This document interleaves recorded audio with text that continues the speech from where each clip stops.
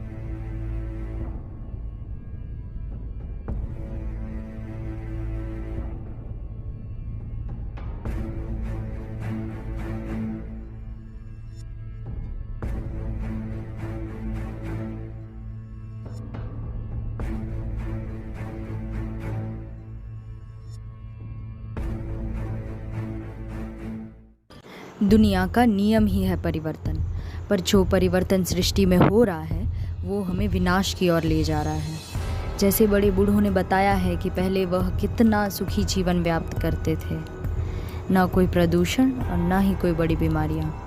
अब चारों ओर पेड़ पौधों के जंगल नष्ट हो गए हैं और बाकी बचे हैं तो सिर्फ सीमेंट के जंगल। लोग बड़े बड़े घर बना रहे हैं अपनी सुख सुविधा समझकर, लेकिन इस तरह वह अपने आप को बर्बाद कर रहे हैं।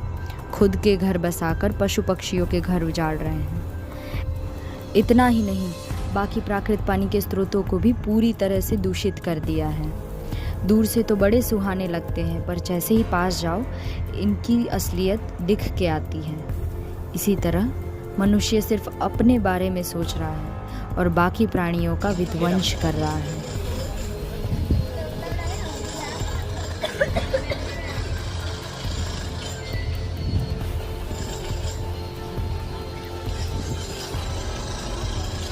अगर इस बच्ची का ये हाल हुआ है तो छोटे नन्हे बच्चों में भी इस बीमारी का प्रसार हुआ ही होगा।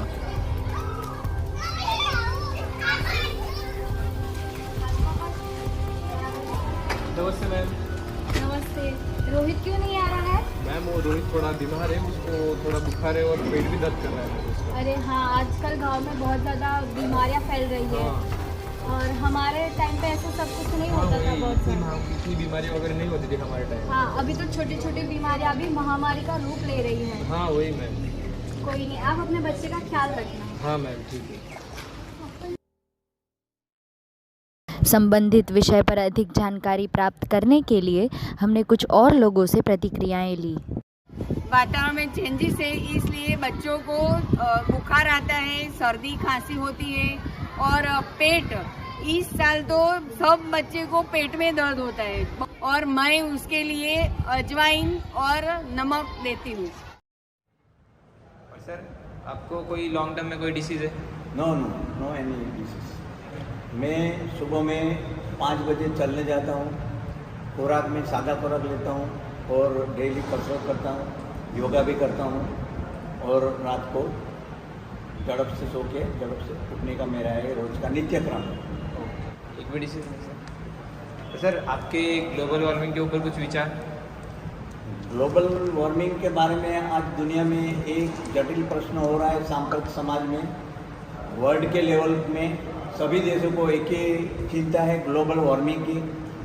पर्वत हमारे जो है ग्लेशियर्स बर्फ़ पिघल रहे हैं, नदी में बाढ़ आ रही है, जंगल जल रहे हैं, जंगल कट रहे हैं, और पृथ्वी पे भूचाल, धरती कंपा रहा है, दरिया का, समंदर का, जो हम जानते हैं कि पृथ्वी पर 3 गुना पृथ्वी का ज़मीन से 3 गुना ज़्यादा पानी का हिस्सा है, वो जल स्तर अभी बढ़ रहा है।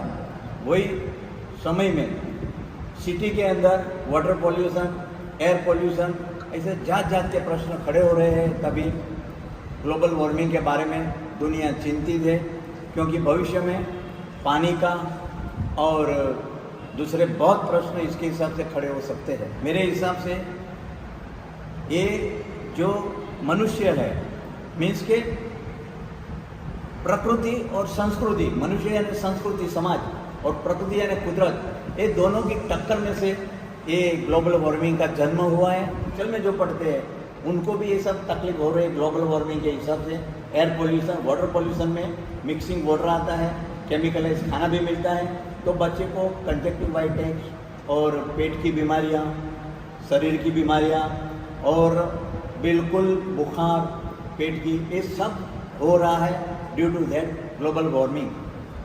हमारे ज़माने में जो क्या था कि गांव में हम रहते थे, शहर बहुत छोटे थे, और गांव में जो मज़ा आती थी, गांव में खेती की मज़ा, प्राणी ढोर रखते थे हम लोग। इसलिए क्या है कि हम लोग को पूर्ण स्वदेशी खुराक मिलता था, और प्राणियों को भी घास खाने का और खातर जो खेत में होता था वो भी एकदम पूर्ण स्वच्छ मिलता था। इसलिए बीमारी का बहुत कम चांसेस था, और हम लोग सीधे हमारे वैद्य के पास जाते थे, वैद्य को बुलाते थे, वो हमारी नाड़ी देख के हमको बताते थे। तभी इतने दवाखाने नहीं थे, और बच्चों को दौड़ दौड़ के एम्बुलेंस बुला के जाना नहीं पड़ता था। और शहर में ये सब खाने पीने, जो खाने पीने में वो लोग अभी दाल भात साग रोटी खाने के बदले ये बाहर का जो खा रहे हैं, पानी पूरी है, वड़ा पाव है, ये सब, उसके हिसाब से जो खाने पीने में फ़र्क हो गया है, इसलिए बीमारियाँ ज़्यादा बढ़ती हैं। हमारे टाइम में नहीं बढ़ती थी, क्योंकि हम लोग श्रम इतना करते थे, चलते थे इतना, खेत में भी जाते थे और गांव में भी चल के, बाजू के गांव तक हम दौड़ के चल के जाते थे, और कसरत भी पूरे दिन करते थे। ये हमारा तंदुरुस्ती का एक राज है, और आज के और वो ज़माने में इतना फ़र्क है। क्या सच में इन बीमारियों का प्रसार इतना बढ़ चुका है? तो देखते हैं ये बीमारियां कितनी फैल गई हैं। कोरोना महामारी अभी पूरी तरह से खत्म नहीं हुई है। इससे पहले एक और महामारी की चेतावनी जारी कर दी गई।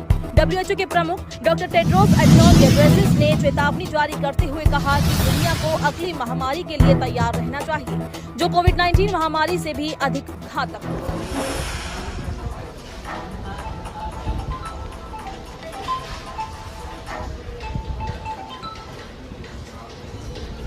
हेलो, हाँ बोलो। हाँ हाँ हाँ हाँ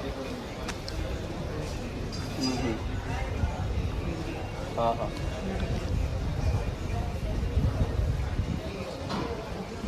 हाँ हाँ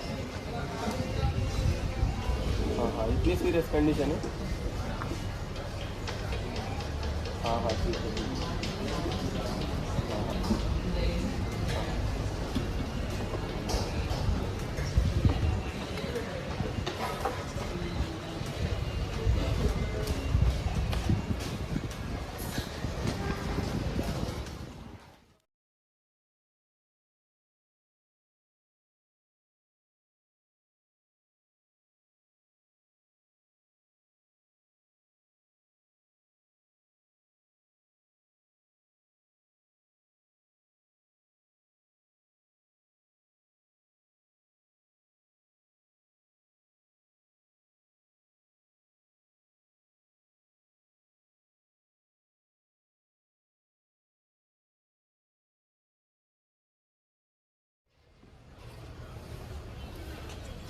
क्या भाई आदित्य, क्या सोच रहा है? हाँ भाई, क्या हुआ?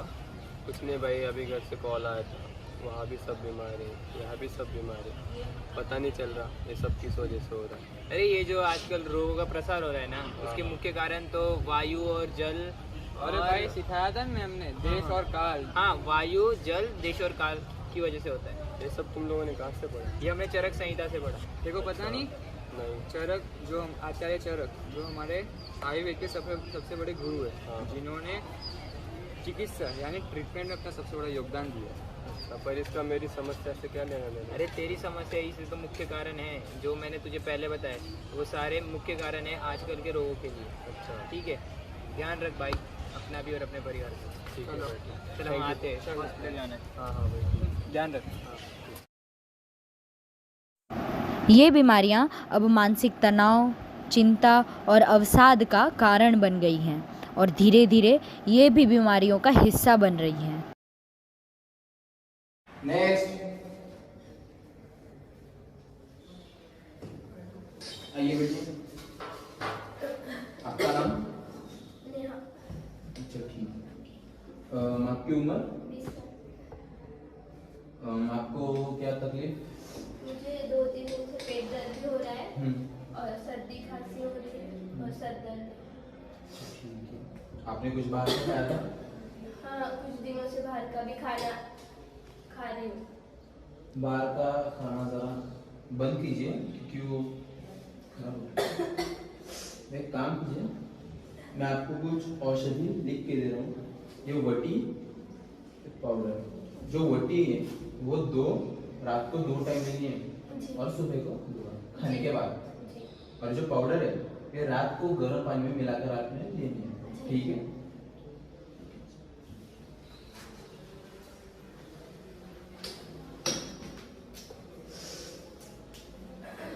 नेक्स्ट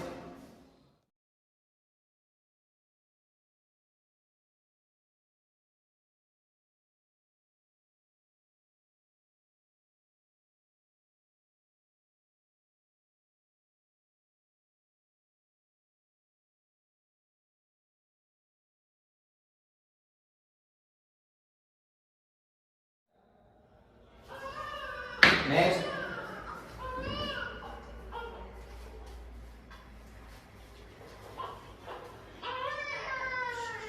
क्या तकलीफ है बच्चे को? सर रोए जा रहा है सुबह से और जो खिला रही है वो सब निकाल दे रहा है। अच्छा, तो बच्चे की उम्र क्या है? 2 महीने। 2 महीने, ठीक है। हल्का फुल्का बुखार भी था सुबह। बुखार भी हो सकता है, ठीक है। तो देखिए, मैं आपको 1 हफ्ते भर की दवाइयाँ दे रहा हूँ बच्चे को। आप उसको चम्मच में दूध के साथ मिला के दीजिएगा। और कुछ टेंशन की बात नहीं है, आपने अच्छा हो गया कि आप बहुत जल्दी आ गए, क्योंकि अभी आजकल पेट की जो बीमारी है बहुत बढ़ रही है। ये दीजिए और हफ्ते भर में तबीयत में सुधार आ ही जाएगा। ये लीजिए।